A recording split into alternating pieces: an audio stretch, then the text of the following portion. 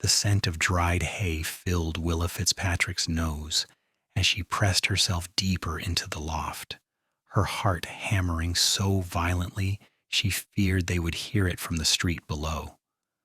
Blood trickled from a cut above her eyebrow where Marcus Keller had struck her before she fled, and her ribs ached from where his boot had connected with her side just hours earlier. The summer heat of Fort Davis, Texas made the barn stifling in July of 1878, but she dared not move, dared not breathe too loudly, because somewhere out there in the darkness, Marcus and his brothers were hunting her like wolves tracking wounded prey. She had seen too much. That was her crime. Working as a bookkeeper at the Keller Ranch, she had discovered the truth hidden in ledgers and receipts, the evidence of cattle rustling on a massive scale, of murdered ranchers whose land the Kellers had seized, of payoffs to corrupt officials. When Marcus had caught her copying the evidence, his charming facade had shattered like glass, revealing the monster beneath. He had locked her in the cellar, told her she would never leave the ranch alive, that no one would believe a woman over the powerful Keller family anyway. But Willa had not survived 22 years in this harsh country by being helpless. She had escaped through a rotted board, fled into the night with nothing but the clothes on her back and terror propelling her forward.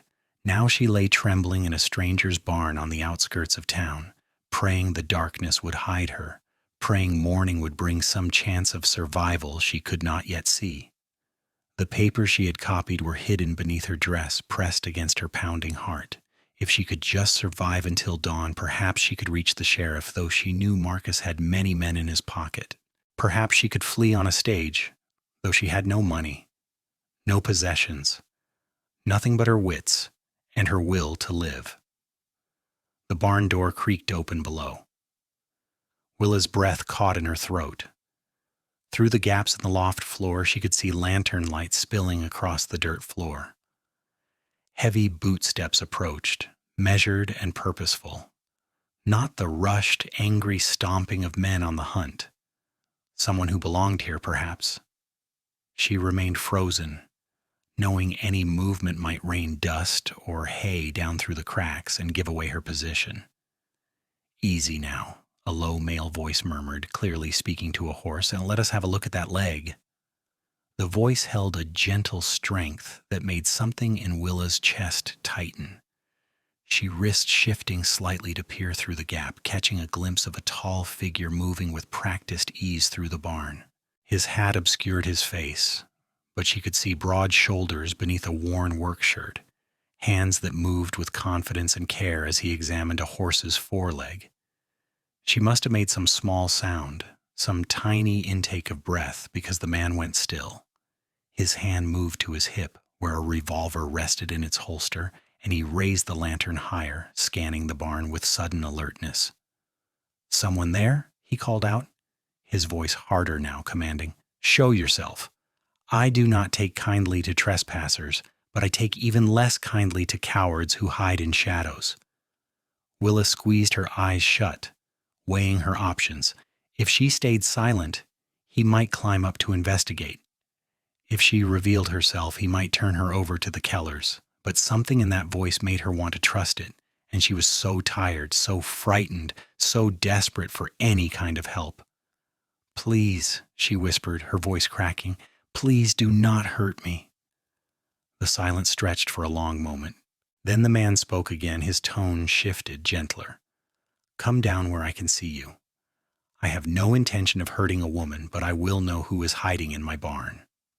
Slowly, painfully, Willa crawled toward the ladder. Her whole body protested the movement after hours of remaining tensely still. She descended awkwardly, her skirt catching on the rough wood, her hands shaking so badly she nearly lost her grip. When her feet touched solid ground, she turned to face him, keeping one hand on the ladder for support. The lantern light illuminated her clearly now. She knew what he must see. A woman with dark blonde hair falling in tangled waves from its pins, a dress torn and dirtied, blood dried on her face, eyes wide with terror and exhaustion. She watched as his expression shifted from wariness to shock to something that looked like controlled anger. He was younger than his assured manner suggested, perhaps 27 or 28, with dark brown hair that curled slightly at his collar and eyes that caught the lantern light like amber. His jaw was strong, shadowed with stubble, and there was something in his face that spoke of integrity and strength. He set the lantern on a post and took a step toward her, his hand raised in a calming gesture when she flinched. "Who did this to you?" he asked quietly, and there was steel beneath the gentleness. "I cannot tell you," Willa said, her voice barely above a whisper. "If I tell you, you will be in danger too. I should not have come here. I should go." She moved toward the barn door, but her legs chose that moment to give out. She stumbled, and suddenly he was there, catching her before she hit the ground.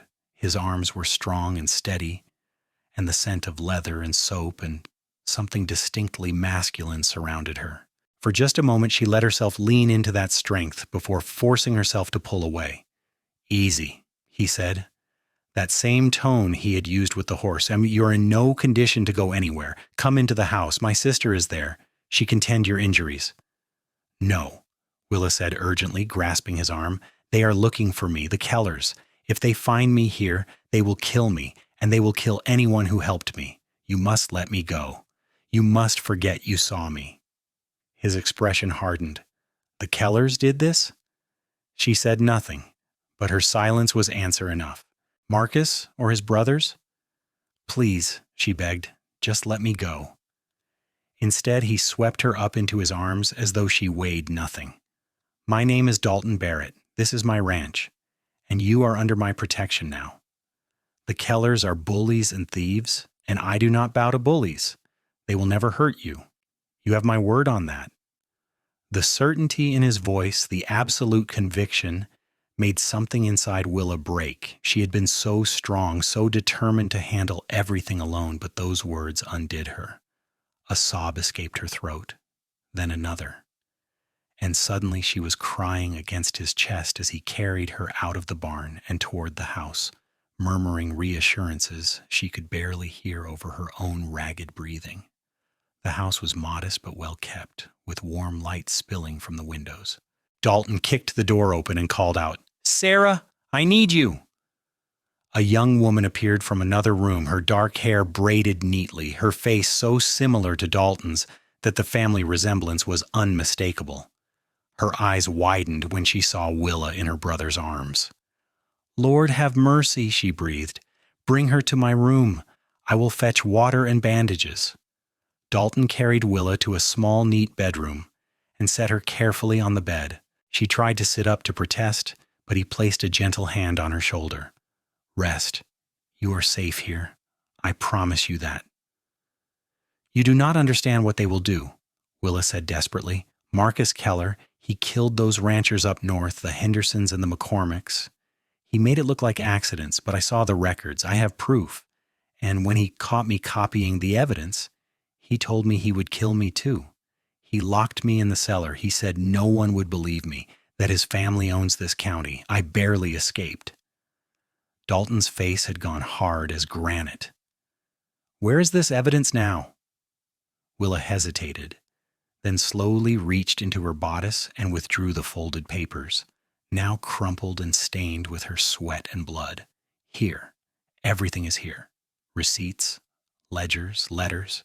Enough to hang him and his brothers if there was anyone honest enough to bring charges." Sarah returned with a basin of water and clean cloths. As she began gently cleaning the blood from Willa's face, Dalton unfolded the papers, his jaw tightening as he read. The silence stretched long enough that Willa found herself studying him through her exhaustion, noting the way his brow furrowed in concentration, the way his hands, so large and strong, handled the delicate papers with surprising care. "This is damning," he said finally. "No wonder he wants you dead. But there is a problem. Sheriff Hayward is in the Keller's pocket. Half the county officials are. If you go to them, they will hand you right back to Marcus." "I know," Willa said quietly. "I thought perhaps I could flee, reach El Paso or San Antonio, but I have no money, no horse, nothing. I worked for the Kellers for 3 years, sent every penny I could spare back to my mother in Virginia. She is sick, you see, and I thought if I could just save enough, I could bring her out here, buy a small piece of land, make a life for us both. But now, her voice trailed off. Sarah pressed a cool cloth to her forehead, her touch gentle. How old are you, dear? 22, Willa answered, though I feel ancient tonight. You are just a year younger than I am, Sarah said softly, and you are very brave. Not many people would have the courage to stand against the Kellers. Or the foolishness, Willa said with a bitter laugh that turned into a wince, as Sarah cleaned the cut on her eyebrow. Dalton folded the papers carefully and slipped them into his shirt pocket. There is a federal marshal in Fort Stockton, about 50 miles northeast of here, Judge Thomas Breckenridge. He is an honest man, and he has jurisdiction over county officials when there is suspicion of corruption. If we can get you and this evidence to him, he can bring charges that will stick. 50 miles, Willa repeated. The Kellers will have men on every road. Marcus has at least a dozen ranch hands loyal to him, and his brothers have more. They will be watching the stage routes, the main trails. Then we will not take the main trails, Dalton said simply. I know this country better than anyone. I can get you there safely. Why would you do this? Willa asked, studying his face. You do not know me. You owe me nothing, and helping me could cost you everything. He met her gaze, and something in his amber eyes made her breath catch, because it is the right thing to do. Because the Kellers have terrorized this county long enough, and because when I gave you my word that they would never hurt you, I meant it. I do not make promises lightly, Miss Fitzpatrick. She had not told him her name, but before she could point this out, Sarah spoke up. You mentioned sending money to your mother. Are you Willa Fitzpatrick? You did bookkeeping work for several ranches in the area, did you not? I remember meeting you at the church social last spring. Willa nodded slowly, the memory surfacing through her exhaustion. She had been introduced to Sarah Barrett briefly, had exchanged pleasantries, had noticed the kind intelligence in the other woman's eyes. She had not met Dalton that day, though she remembered hearing Sarah speak fondly of her older brother who had been away buying breeding stock. Yes, she said, I remember. You spoke about teaching children to read. Sarah smiled. I run a small school here on the ranch for the children of our hands and some of the neighboring families. Education is so important, especially out here where opportunities can be scarce. She finished cleaning the wound and began wrapping a bandage around Willa's ribs, her touch professional despite the lack of formal medical training. You have 2 cracked ribs, I believe. They will heal, but you must be careful not to strain yourself. We leave at first light, Dalton said. That gives you a few hours to rest. Sarah will lend you some of her clothes, something more practical for riding. We will take the canyon route through the Olympia Mountains. It is rougher terrain, but the Kellers will not expect us to go that way, especially not with an injured woman. I can ride, Willa said quickly. I grew up on a farm. I may be a bookkeeper now, but I know horses. Good, Dalton said, because I will not sugarcoat this. It will be a hard journey, maybe 2 days if we push through. We will have to avoid towns, stay off the main roads. Can you handle that? Willa looked at him, at the strength and determination in his face, and felt something shift inside her. This man, this stranger who owed her nothing, was willing to risk his life to help her. The least she could do was match his courage with her own. I can handle it, she said firmly. I have to. If I do not, then Marcus wins and good people died for nothing. Dalton nodded, something like approval flickering in his eyes. Get some rest. I will prepare our supplies and saddle the horses. Sarah, stay with her. After he left, Sarah helped Willa out of her torn dress and into a clean nightgown. The simple act of being clean, of wearing clothes that did not smell of fear and sweat, made Willa feel more human. She lay back on the bed, every muscle in her body aching, but her mind was still racing. Your brother is a good man, she said quietly. Sarah smiled as she sat in a chair beside the bed. He is the best man I know. Our parents died when I was 12, and Dalton was 17. He could have put me in an orphanage, taken the easier path. Instead, he raised me himself, worked every job he could find until he had enough to buy this land. He built this ranch from nothing, and he did it with honor. There is not a dishonest bone in his body. Is there anyone else? Willa asked. A wife or... No, Sarah said, and there was amusement in her voice. My brother is married to this ranch and to his principals. He has had his share of interested women, but none of them could match his stubbornness or his standards. He wants someone who can stand beside him as an equal, someone with fire and courage. I've told him he is too particular, but he just laughs and says he would rather be alone than settle for less than what he wants in his heart. Willa felt heat rise to her cheeks and was grateful for the dim lamplight. He will find her someday, I am sure. Perhaps he already has, Sarah said softly, then stood before Willa could respond. Rest now. You will need your strength. Despite her racing thoughts, exhaustion claimed Willa within minutes. She dreamed of ledgers that bled red ink and shadows that chased her through endless corridors, but through it all, she heard a steady voice promising that they would never hurt her, and somehow that voice kept the nightmares at bay. She woke to Sarah gently shaking her shoulder. Pale pre-dawn light filtered through the window. Her body protested every movement as she rose, but Sarah helped her dress in practical riding clothes, a split skirt that would allow her to ride astride, a sturdy cotton blouse, boots that fit reasonably well. Sarah had even provided a wide-brimmed hat to shield her from the sun. Eat, Sarah said, pressing a plate of eggs and biscuits into her hands. Dalton says you may not have another hot meal for days.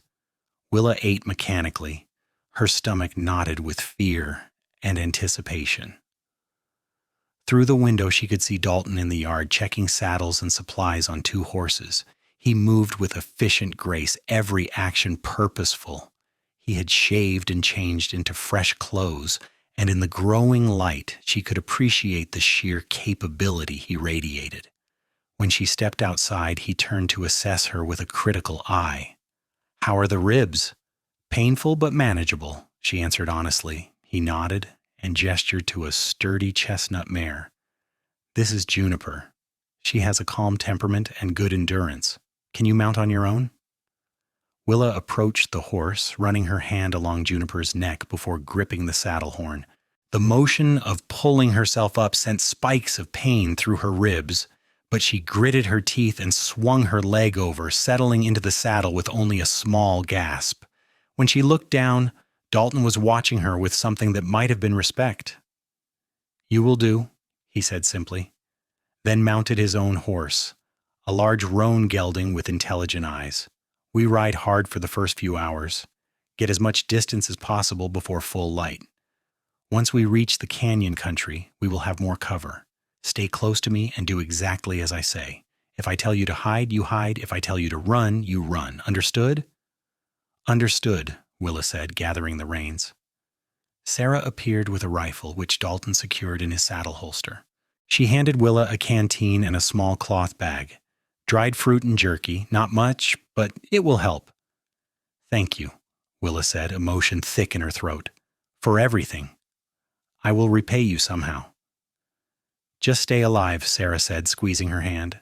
That will be repayment enough. She turned to her brother. Be careful, Dalton. The Kellers play dirty.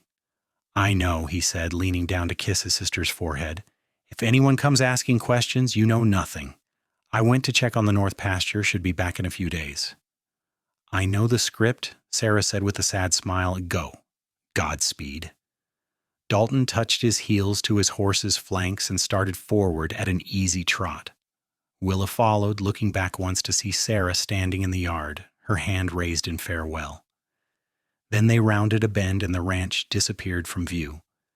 They rode in silence as the sun began to paint the eastern sky in shades of pink and gold. The land around Fort Davis was rugged and beautiful, dotted with juniper and scrub oak, rising into mountains that promised cooler air and better cover. Dalton set a steady pace that ate up the miles without exhausting the horses. Every so often he would glance back at Willa, checking on her without comment. As the sun climbed higher, he finally led them off the faint trail they had been following and into rougher country. The horses picked their way carefully through rocky terrain, and Willa had to focus all her attention on staying balanced despite the pain in her ribs. The land rose steadily, and she could see the mountains growing closer, their slopes covered in pine and juniper. "There is a stream ahead," Dalton said, breaking the silence. "We will rest the horses there and eat something." They reached the stream an hour later, a clear ribbon of water cutting through a small canyon. Dalton helped Willa dismount, his hand steadying her when she stumbled.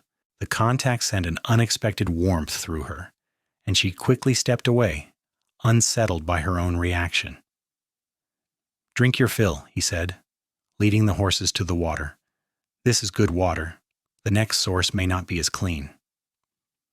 Willa knelt by the stream, cupping her hands to drink. The water was cold and sweet, and she splashed some on her face, washing away the dust of the trail.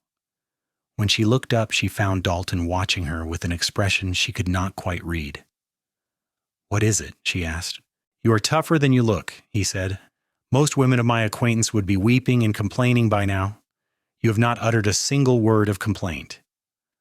"Would complaining change our situation?" Willa asked.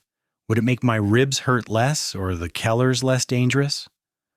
A slow smile spread across his face, transforming it. "No, I suppose it would not, but not many people have the sense to realize that." They ate in companionable silence, sitting on sun-warmed rocks while the horses grazed on the sparse grass.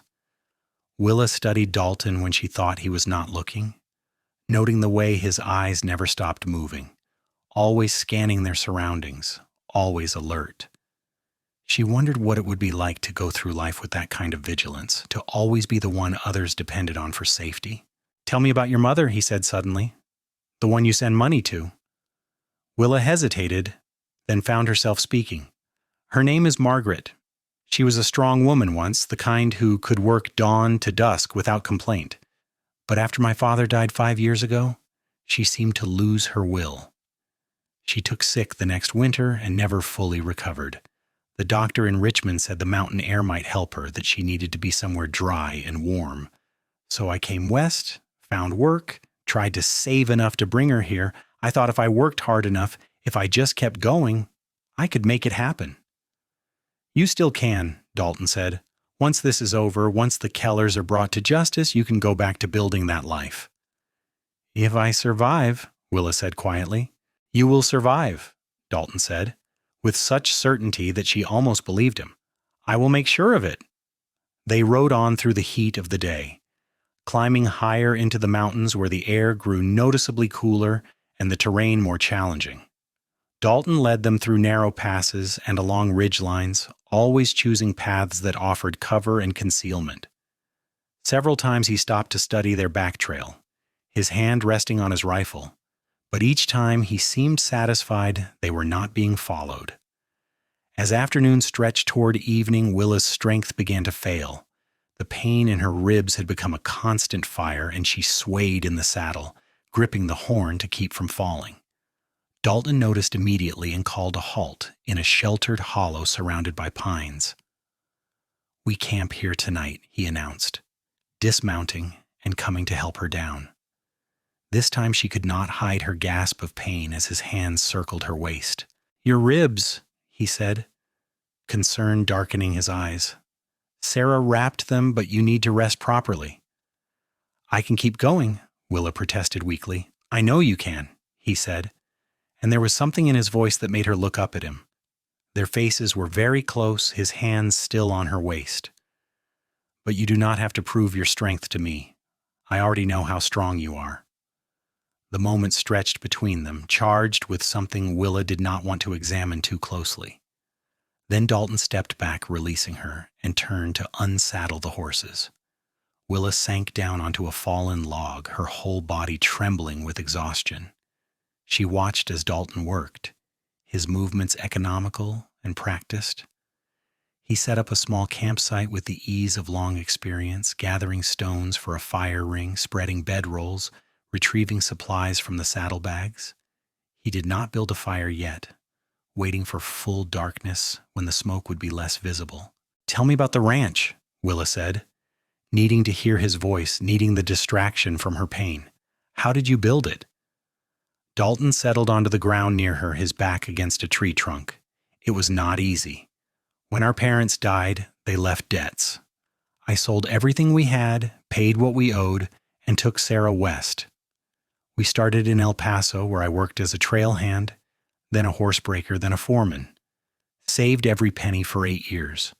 When I finally had enough, I found this piece of land near Fort Davis. It was raw country, not much water, but I saw its potential. I built the house myself, one room at a time. Started with 20 head of cattle and grew from there. Now I have 200 head and some of the finest horses in the county. And Sarah, she seems happy. She is everything to me, Dalton said simply. Raising her was the best thing I ever did. She was so young when our parents died, barely more than a child, and I worried constantly that I was failing her. But she turned into this remarkable woman, smart and kind and strong. She deserves every good thing. As do you, Willa said softly. He looked at her then, really looked at her, and Willa felt heat flood her face. I have what I need, he said. The ranch, my sister, honest work. A man does not require much more than that. What about love? The words were out before Willa could stop them. Sarah mentioned you have had chances at marriage. Sarah talks too much, Dalton said, but there was affection in his voice. And yes, there have been opportunities, but I saw what my parents had, the partnership they shared. My father always said my mother was not just his wife, but his best friend, his equal in all things. They worked side by side, decided things together, faced hardships together. I will not settle for less than that, even if it means being alone. That is not settling, Willa said. That is knowing what you want. And what about you? Dalton asked. What do you want, Miss Fitzpatrick, beyond saving your mother and bringing down the Kellers? Willa considered the question. What did she want? For so long she had focused only on survival, on duty, on doing what needed to be done. But underneath that, what did her heart desire? I want to matter, she said finally. I want my life to count for something beyond just existing. I want to wake up in the morning and know that I'm building something meaningful, something lasting. And yes, someday I would like what your parents had, someone who sees me as an equal, who wants to build a life together rather than just demanding I fit into theirs. That does not sound like much to ask, Dalton said quietly. You would be surprised, Willa said with a bitter laugh. I have had 3 proposals in my life. The first man wanted a housekeeper who would work for free. The second wanted to control my earnings. The third, well, he was Marcus Keller. And I think we both know how that would have ended. Dalton's expression darkened. Marcus proposed to you? 6 months ago. He was charming at first, brought me flowers, took me to church socials. I was lonely enough to be flattered by the attention. Then one night he had too much whiskey and told me what he really wanted. A wife who would turn a blind eye to his business, who would manage his household and keep her mouth shut about everything she saw. When I refused, he became angry. After that, he watched me constantly. I think he always suspected I knew too much. That is why he kept me on as his bookkeeper, to keep an eye on me. He will answer for all of it, Dalton said, and there was steel in his voice. I swear it.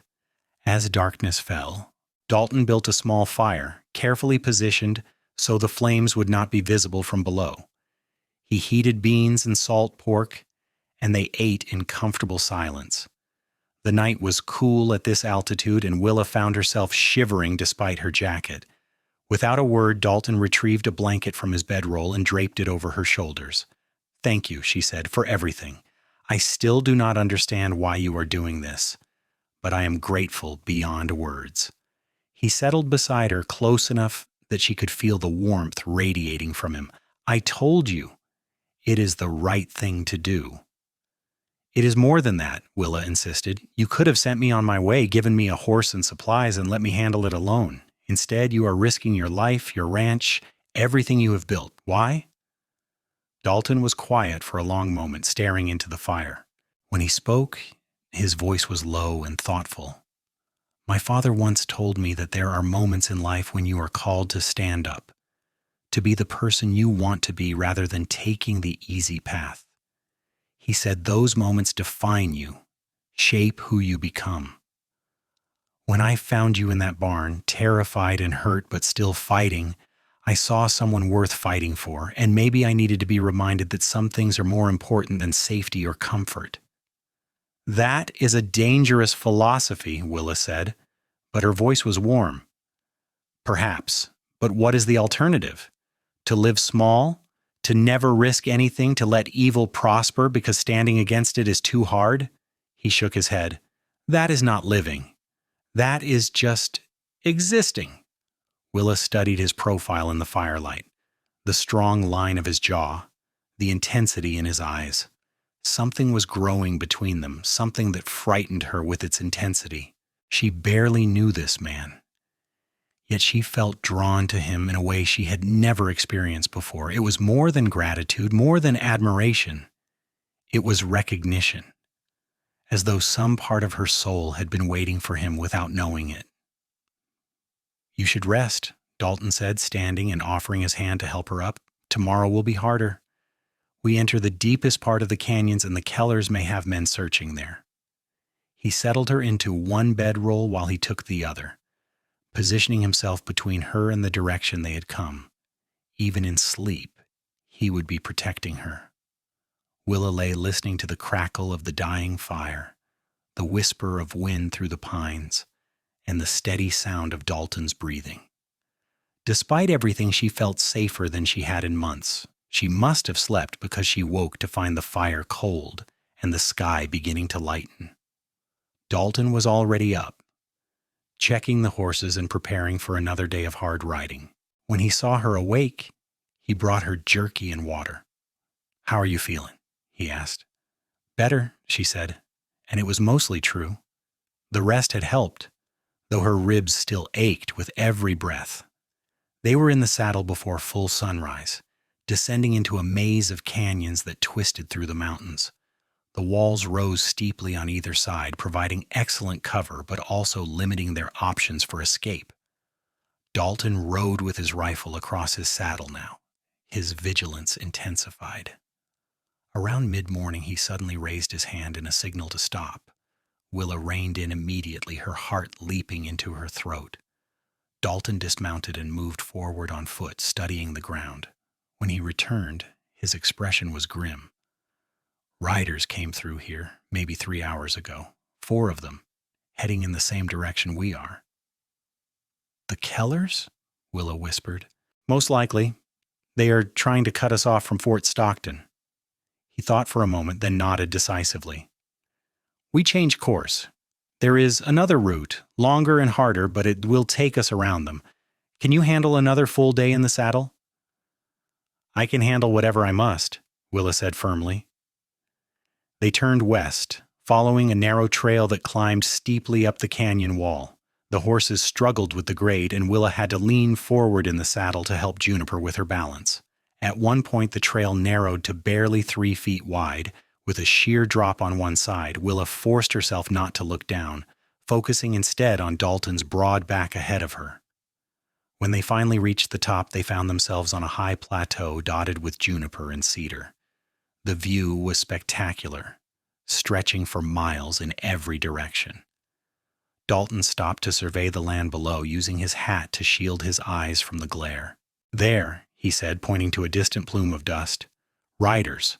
4 of them, just like I thought. They are searching the main trail." Willa could just barely make out the tiny figures far below. "How did you know they would be there?" "I did not know for certain, but I have dealt with men like the Kellers before. They think in straight lines, assume everyone else does too. They expect us to take the fastest route to Fort Stockton, so that is where they focus their search.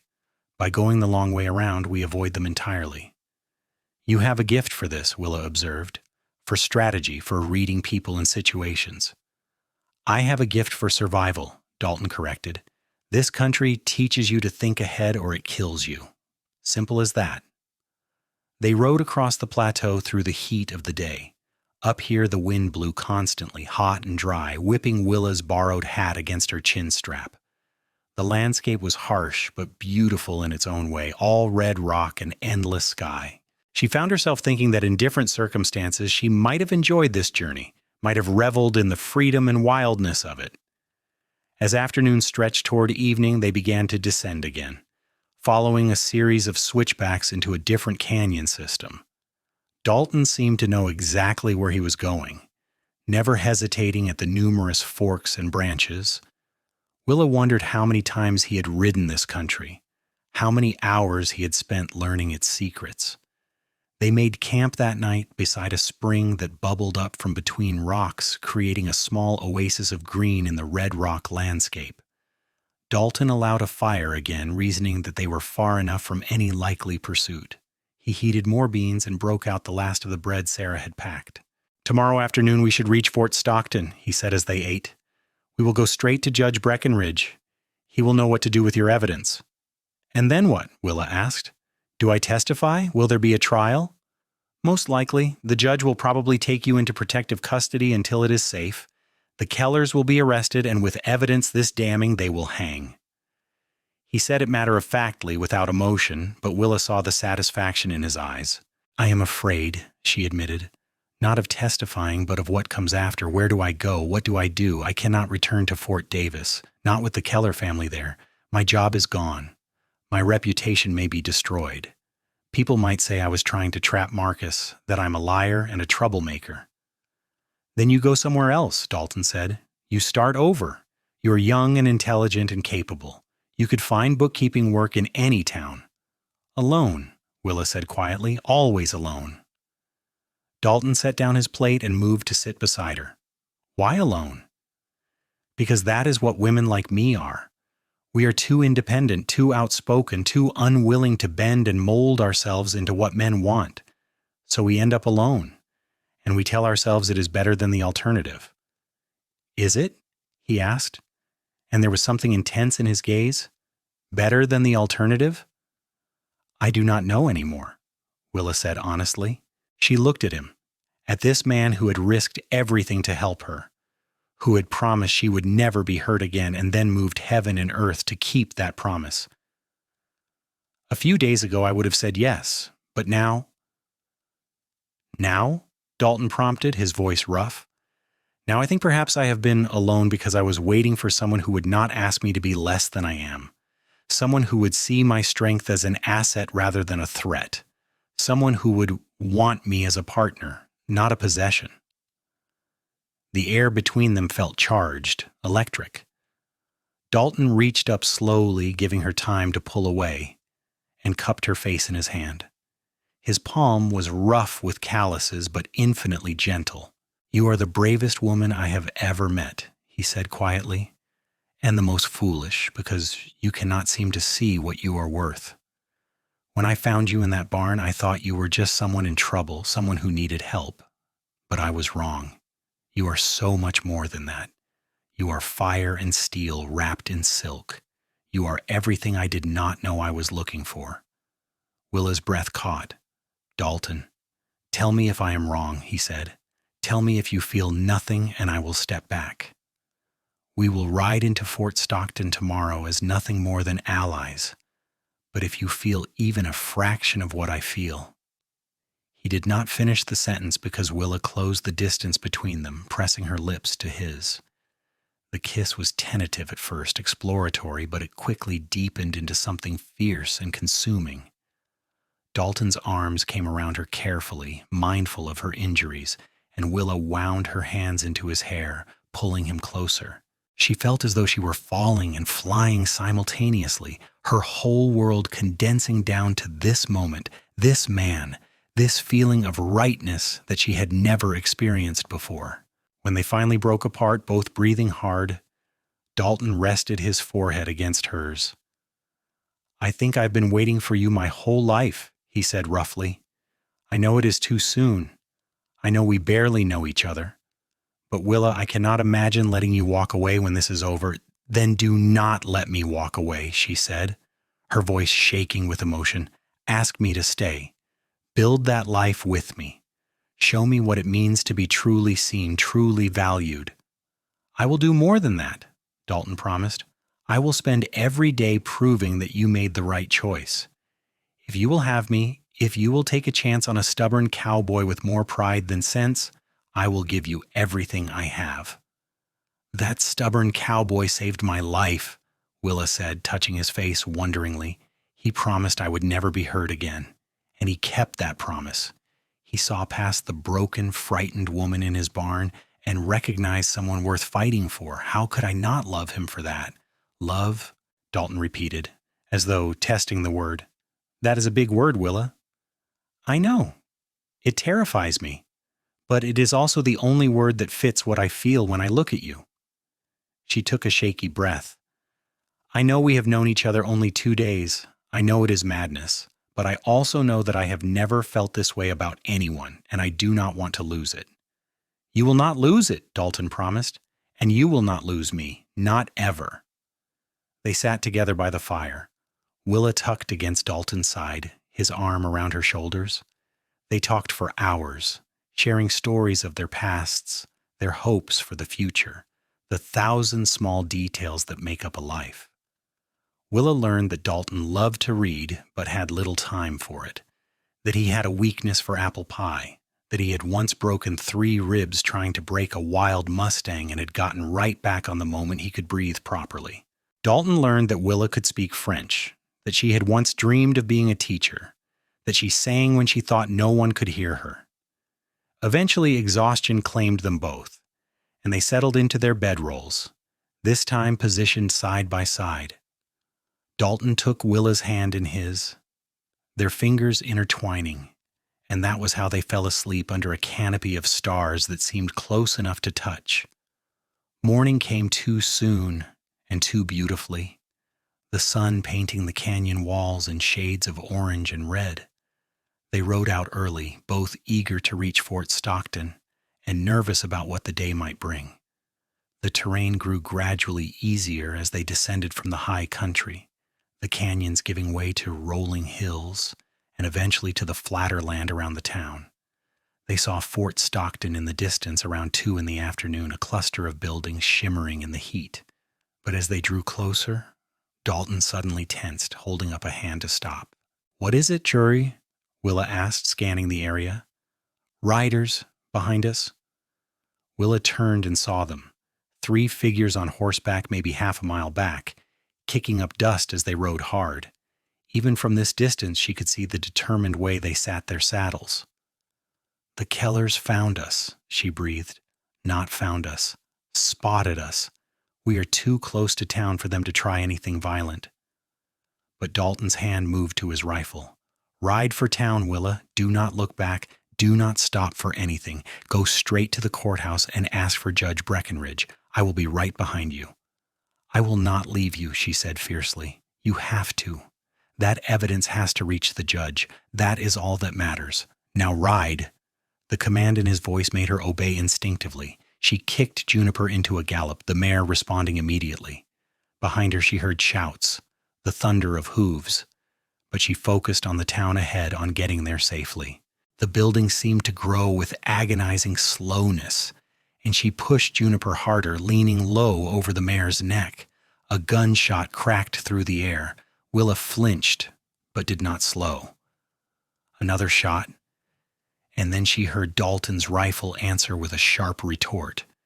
She risked a glance back and saw him riding hard behind her, his rifle in one hand, reins in the other. The 3 pursuers had closed the distance but were being forced to slow by Dalton's covering fire. Then they were in the town, people scattering from their path. Willa hauled on the reins, bringing Juniper to a plunging stop in front of a substantial stone building with Pecos County Courthouse carved above the door. She practically fell from the saddle, her legs shaking, and ran up the steps. Inside, a clerk looked up in surprise from his desk. Miss, you cannot just— I need Judge Breckenridge, Willa gasped out. Now. It is a matter of life and death. The clerk must have seen something in her face because he hurried to an inner door and knocked. A moment later it opened, revealing a distinguished man in his 50s with steel gray hair and keen eyes. I am Judge Breckenridge. Young lady, you look like you have been through hell. What is this about? Willa fumbled in her bodice and pulled out the papers, now even more crumpled and stained. Evidence against the Keller family of Fort Davis. Murder, rustling, corruption. I am willing to testify, but they are right behind me. You have to help us. The judge took the papers, his expression growing more serious as he scanned them. These are quite serious allegations. You say the Kellers are here? As if in answer, the door burst open and 3 men strode in. Willa recognized them immediately. Marcus Keller and 2 of his ranch hands. Marcus's handsome face was twisted with rage, and there was murder in his eyes. That woman is a thief and a liar, he snarled, pointing at Willa. She stole those papers from my ranch, and I'm here to bring her to justice. Interesting, Judge Breckenridge said mildly, because these papers seem to indicate that you are the thief, Mr. Keller, and a murderer besides. Marcus's hand moved toward his gun, but Dalton appeared in the doorway behind him, his rifle trained on Marcus's back. I would not do that if I were you, he said coldly. The 2 ranch hands started to turn, but the judge's voice cracked like a whip. Nobody moves! Clerk, fetch Sheriff Morrison immediately. The clerk scurried out a side door. For a long, tense moment, nobody moved. Marcus's face had gone red with fury, but he was smart enough to recognize a losing position when he saw one. You have made a terrible mistake, he said, looking at Willa with such hatred that she took an involuntary step back. My family owns this county. We have friends everywhere. This will not end the way you think. Your family owns Fort Davis, Judge Breckenridge corrected. You have no power here, and based on what I'm reading in these documents, you will not have power anywhere once the territorial government learns what you have been doing. The sheriff arrived with 2 deputies, and within minutes Marcus and his men were disarmed and shackled. Marcus never took his eyes off Willa, even as he was led away. The look he gave her promised retribution, promised that this was not over. But Willa stood straight, refusing to cower, refusing to show fear, refusing. When they were gone, Judge Breckenridge gestured to chairs. Sit, both of you, Miss Fitzpatrick, Willa Fitzpatrick, and this is Dalton Barrett. Mr. Barrett, I assume you helped Miss Fitzpatrick reach me safely? I did, Your Honor, and I will testify to that effect if needed. The judge spent the next hour questioning them both, taking detailed notes, examining the evidence Willa had brought. He asked hard questions, probing questions, but Willa answered them all clearly and completely. By the end, the judge was nodding with satisfaction. This is more than sufficient for indictments. I will issue warrants for Marcus Keller and his brothers tonight. The territorial marshal will serve them tomorrow. Miss Fitzpatrick, I will need you to remain in Fort Stockton under protective custody until the trial. Mr. Barrett, you are free to go, though I may call you as a witness. I am not going anywhere, Dalton said firmly, taking Willa's hand. Not without her. The judge's eyebrows rose slightly, but he nodded. Very well, I can arrange for rooms at the hotel. The territory will cover the costs, given that Miss Fitzpatrick is a material witness. Over the next 3 weeks, Fort Stockton became their temporary home. The Keller brothers were arrested and jailed. The trial was swift by frontier standards, though every day felt like an eternity to Willa. She testified for 2 full days, facing down Marcus's venomous stares and his lawyer's attempts to paint her as a vindictive woman scorned. But the evidence was overwhelming, and her testimony was clear and unshakable. Dalton sat in the courtroom every day, a solid presence in the front row. Whenever Willa felt her courage faltering, she would look at him and find the strength to continue. In the evenings, they would walk through Fort Stockton together, talking about everything and nothing. Slowly, the tension and fear began to ease, replaced by something warm and hopeful. The jury deliberated for less than 3 hours before returning guilty verdicts on all charges. Marcus Keller was sentenced to hang for murder. His brothers received lengthy prison sentences for their roles in the crimes. When the verdict was read, Willa felt a weight lift from her shoulders that she had been carrying so long she had forgotten it was there. That evening, as they sat on the hotel balcony watching the sun set, Dalton turned to her with unusual solemnity. "It is over now. You are free to go wherever you want, do whatever you want. What will you do?" Willa had thought about this question a lot over the past weeks. "First, I will bring my mother to Texas as I planned. She deserves to spend her remaining years in comfort and warmth. And then," she looked at him, her heart in her eyes, "and then I would like to see if a certain cowboy meant what he said about building a life together. If the offer is still open." Dalton's face broke into a smile that transformed it. "The offer is not just open, it is the only thing I want.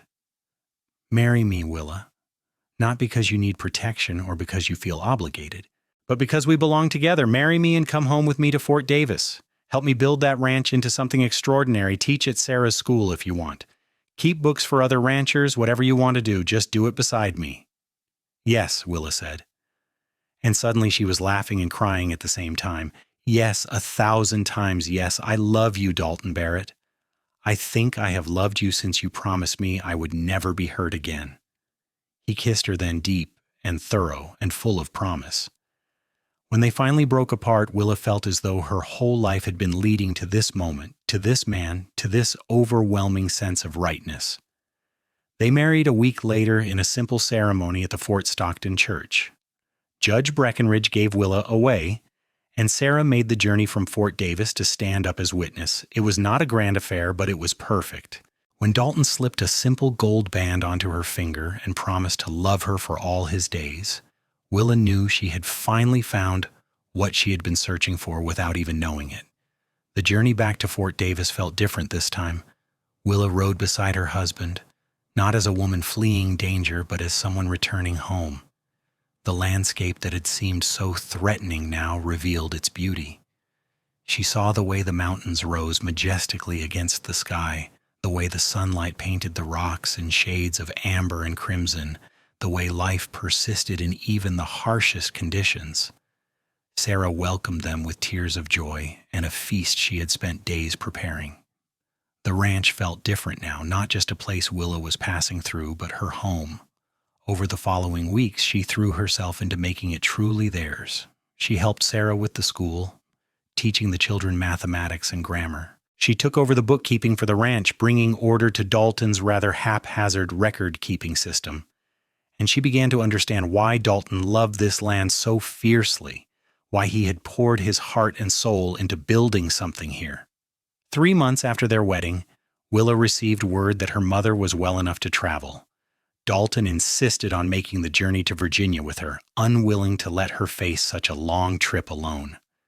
They took the stage to San Antonio, then the train east. Margaret Fitzpatrick was a thin, worn woman with Willa's eyes and a gentle smile. When Willa introduced Dalton as her husband, Margaret wept and embraced him. "You take care of my girl," she said fiercely. "With my life," Dalton promised, and he meant it.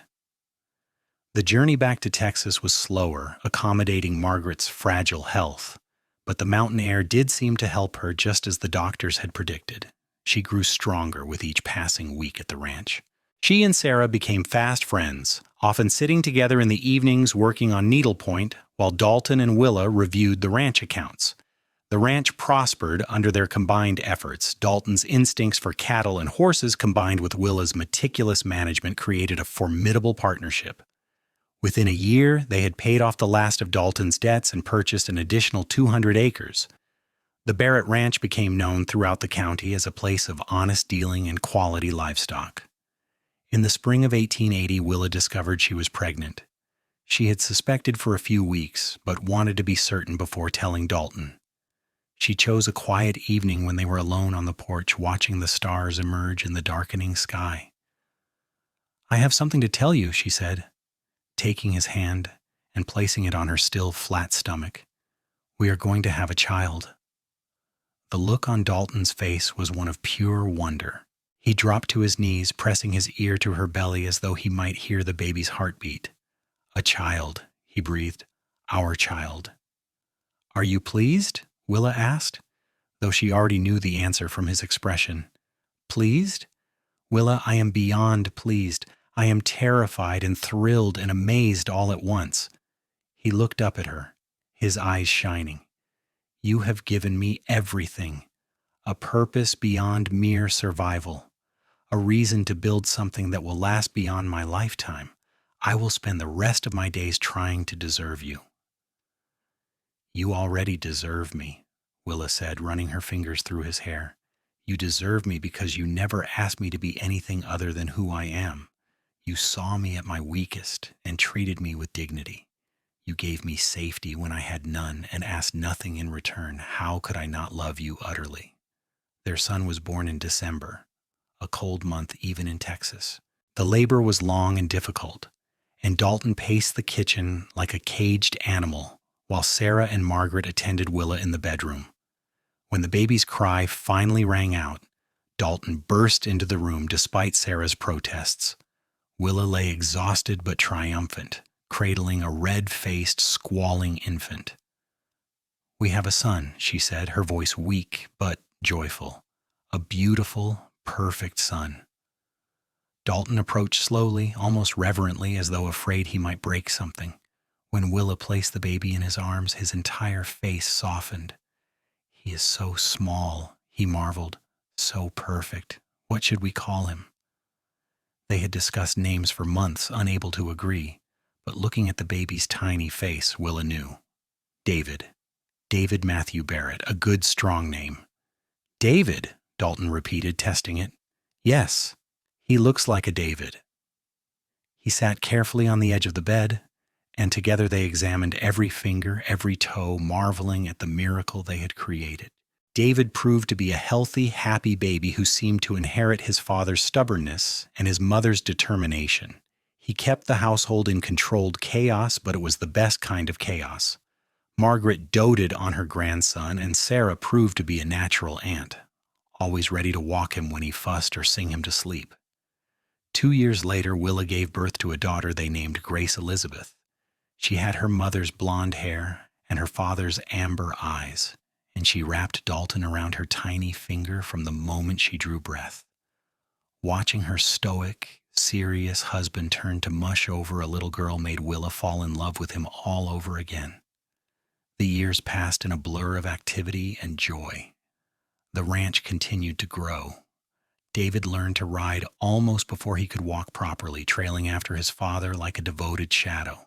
Grace proved to have a gift for music, and Dalton bought a piano from San Antonio, having it hauled to the ranch at great expense just to hear his daughter play. Margaret lived to see both grandchildren grow into childhood before passing peacefully in her sleep in 1885. It was a blow to the entire family, but especially to Willa, who had never truly gotten to repay her mother for all the sacrifices she had made. Dalton held her through her grief, reminding her that Margaret had died happy, surrounded by family, having seen her daughter build the life she deserved. Sarah eventually married a teacher from El Paso, a kind man named Robert who respected her intelligence and shared her passion for education.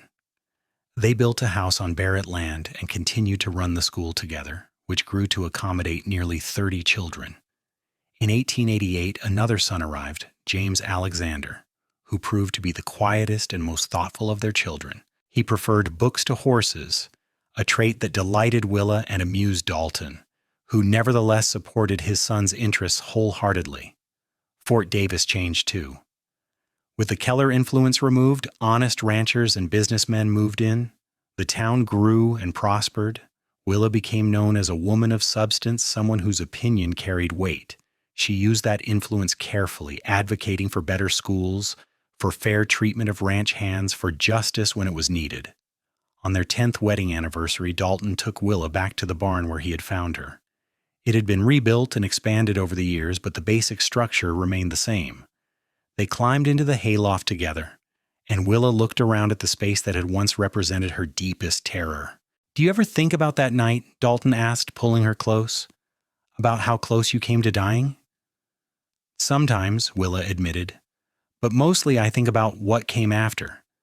about how the worst night of my life led to the best days, about how fear and desperation led me to you.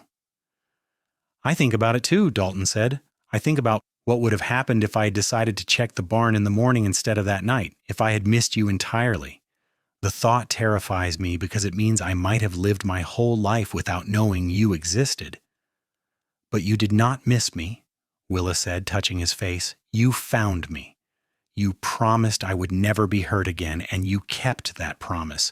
You gave me a life beyond anything I imagined possible. We gave each other that life, Dalton corrected. I was existing before you, Willa, just going through the motions. You taught me what it means to truly live, to build something meaningful with someone who challenges me and completes me in equal measure. They stood together in the hayloft as the sun set outside, casting long shadows across the land they had built together. From the house came the sound of children's laughter, the simple music of a life well lived. Willa leaned into her husband's embrace and felt a peace so profound it brought tears to her eyes. I love you, she said simply, now and always. Now and always, Dalton echoed and kissed her as the last light faded from the sky. The years continued to roll by with the inexorable rhythm of life on the frontier. David grew into a young man who combined his father's strength with his mother's sharp mind. At 20, he took over much of the day-to-day running of the ranch, implementing innovations he had read about in agricultural journals while still respecting the traditional methods his father had perfected. He married a rancher's daughter from Marfa, a spirited young woman named Catherine who could rope and brand as well as any man, but who also shared David's love of reading and learning. Grace became a teacher at Sarah's school, her natural warmth and patience making her beloved by students and parents alike. She married at 23, choosing a young lawyer who had opened a practice in Fort Davis. She continued teaching even after marriage, determined to maintain her independence and contribute to the community she loved. James, true to his quiet nature, became a doctor. He left Texas to study in Philadelphia, but he returned 5 years later with a medical degree and a determination to provide quality health care to the frontier communities that so desperately needed it. He opened a practice in Fort Davis and never charged more than his patients could afford, often accepting payment in goods or labor. Through it all, Dalton and Willa remained the heart of the family. They grew older together, their love deepening rather than fading with time. Dalton's dark hair turned silver at the temples, and lines etched themselves around his eyes from years of squinting into the sun. Willa's blonde hair gained threads of white, and her hands developed calluses from working beside her husband. But when they looked at each other, they still saw the people they had been that night in the barn, the frightened woman and the determined man who had promised to protect her. On a warm evening in the spring of 1898, 20 years after that fateful night, Willa and Dalton sat on their porch watching the sunset. The ranch sprawled around them, now encompassing over 2,000 acres and employing 15 ranch hands.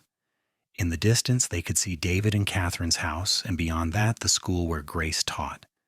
James's practice was in town, but he visited every Sunday for family dinner. Do you ever regret it? Willa asked suddenly, breaking the comfortable silence. Taking me in that night, everything that followed? Dalton turned to look at her, and his expression was one of complete astonishment. Regret? Willa, that was the night my real life began. Everything before that was just preparation for you. How could I possibly regret the best decision I ever made? We have had a good life, Willa said, smiling. Better than I ever dreamed possible when I was hiding in that hayloft, certain I was about to die. We have had an extraordinary life, Dalton corrected.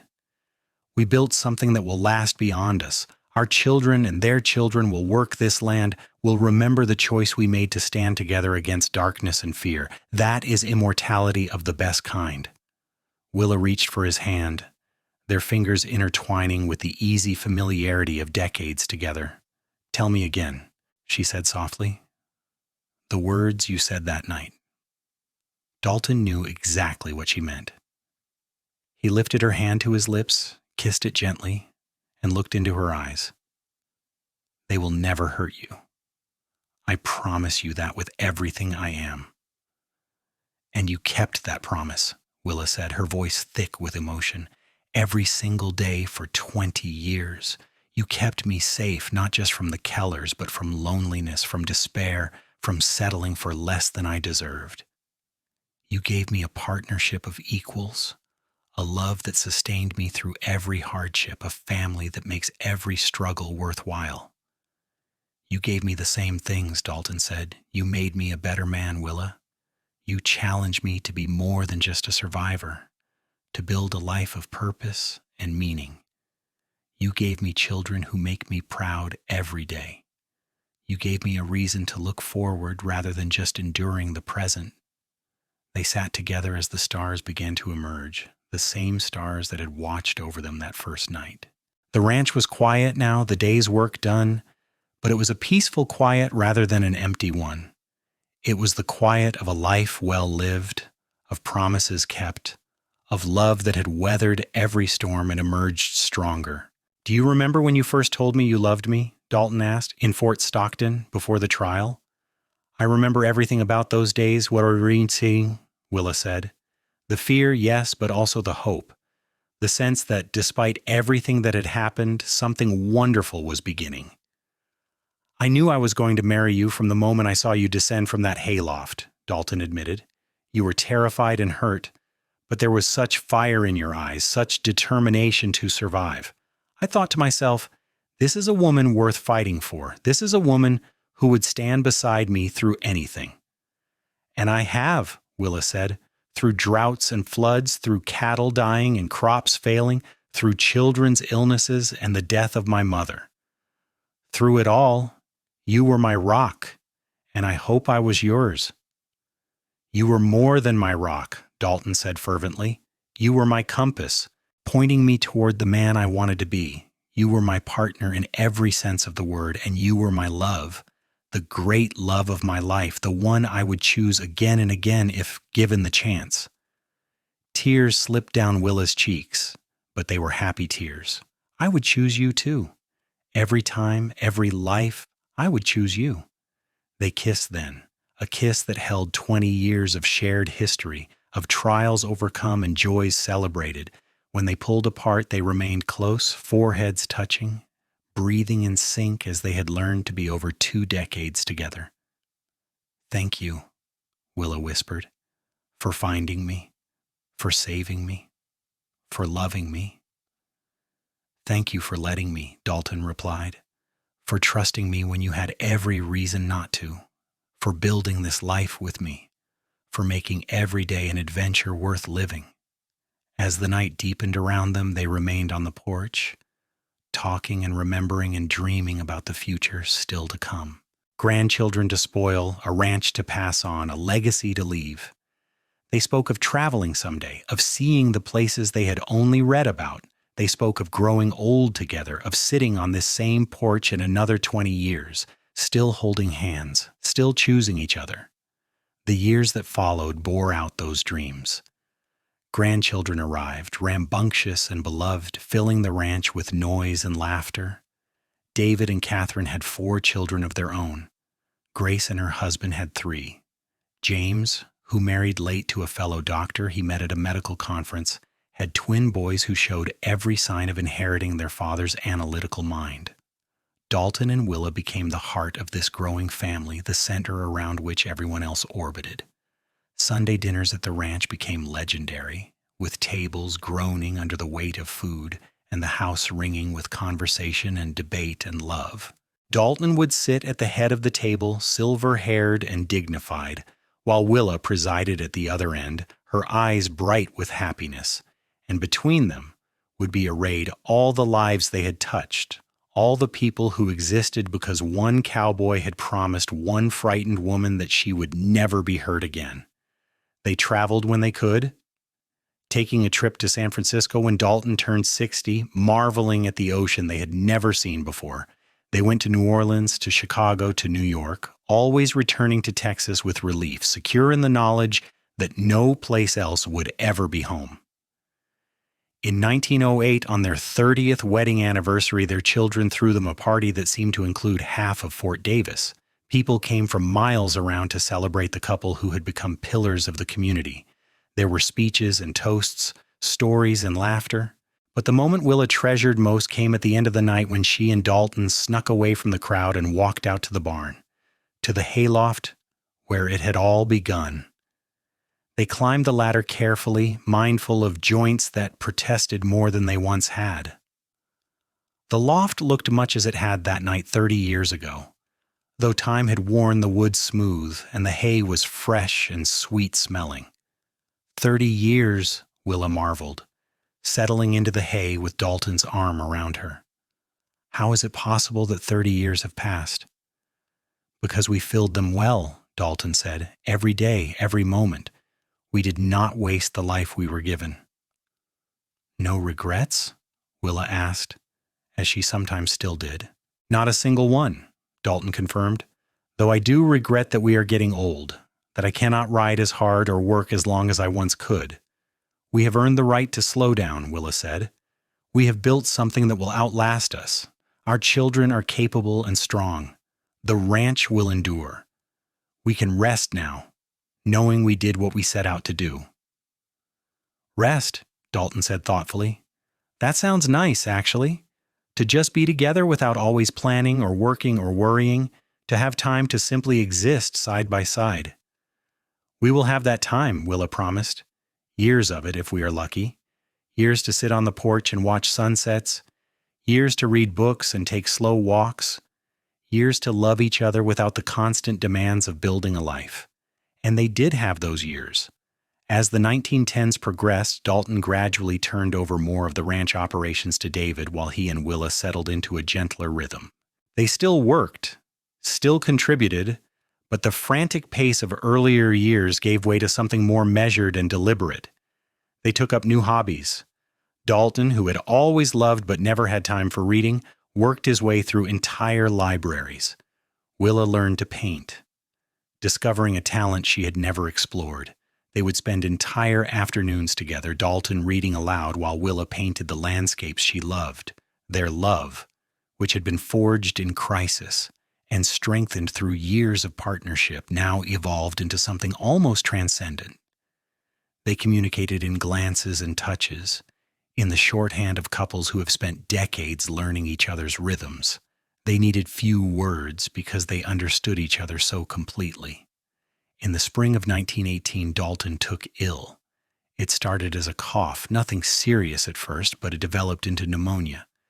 James moved back to the ranch to care for his father, bringing all his medical skill to bear.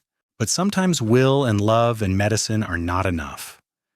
Willa rarely left Dalton's bedside during those weeks.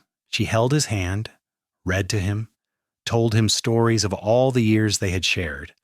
And Dalton, even weakened by illness, kept his eyes on her face, drinking in the sight of the woman who had been his partner for 40 years. One evening, as the sun set in a blaze of orange and gold, Dalton squeezed Willa's hand.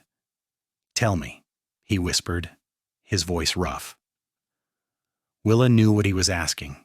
Tears streaming down her face, she leaned close and whispered back, "You kept your promise. You kept me safe. You made sure I was never hurt again, and you gave me a life beyond anything I could have imagined. I love you, Dalton Barrett.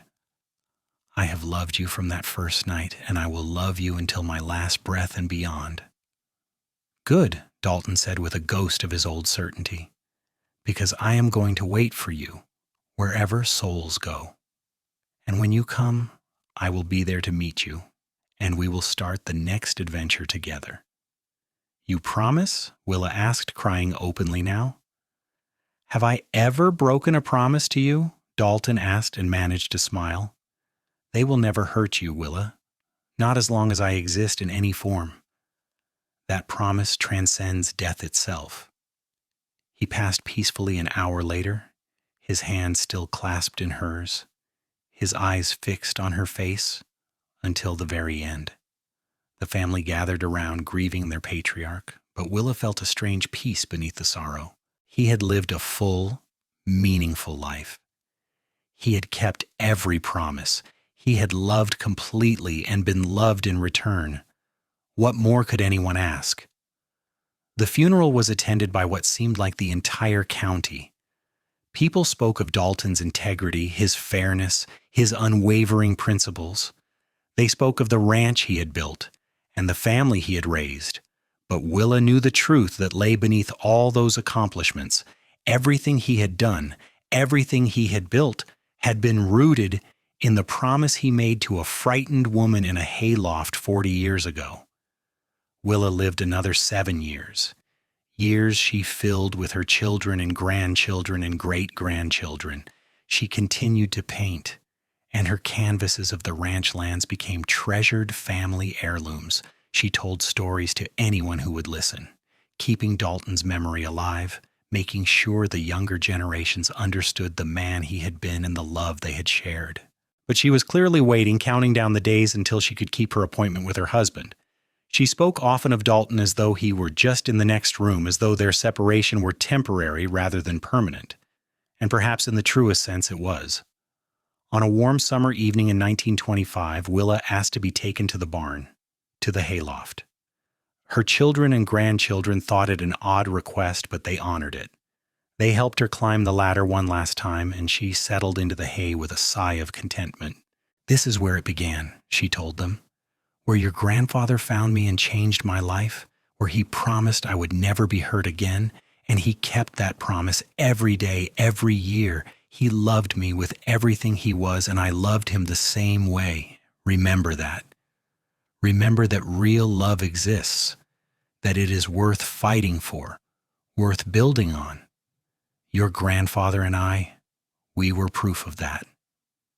That night, surrounded by family, Willa Fitzpatrick Barrett closed her eyes for the last time, and those who were there swore that just before the end, she smiled and reached out her hand as though greeting someone only she could see, and whispered, "You waited for me. You kept your promise." They buried her beside Dalton on a hill overlooking the ranch they had built together. The stone was simple: Dalton Matthew Barrett and Willa Fitzpatrick Barrett, with the dates of their births and deaths, and beneath that a single line: "They will never hurt you, a promise kept." The ranch continued for generations as they had hoped. The Barrett name became synonymous with integrity and quality throughout West Texas.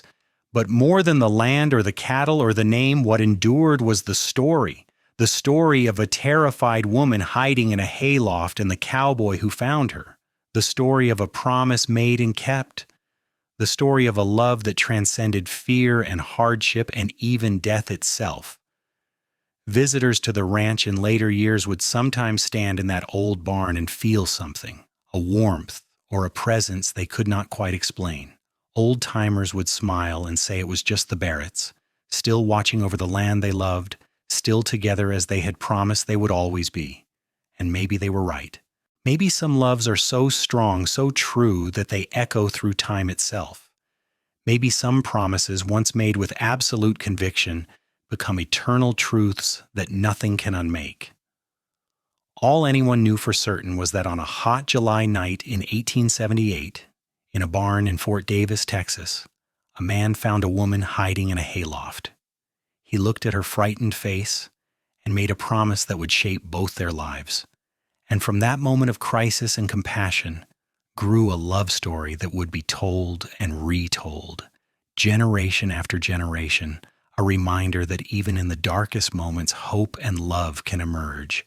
They will never hurt you. 4 simple words that became a foundation, a promise, a love story for the ages. 4 words that changed everything, and in the end, that was all that mattered. Not the hardships they faced or the obstacles they overcame, but the simple fact that they faced them together, bound by a promise made in a hayloft, sealed with a love that proved stronger than fear, stronger than death, stronger than time itself. Their story had a beginning in that barn on that terrifying night, but it had no end, because true love never really ends. It simply transforms, echoes, endures, and somewhere, in whatever realm souls inhabit, Dalton Barrett still kept his promise to Willa Fitzpatrick, ensuring that nothing would ever hurt her again through all eternity. The end.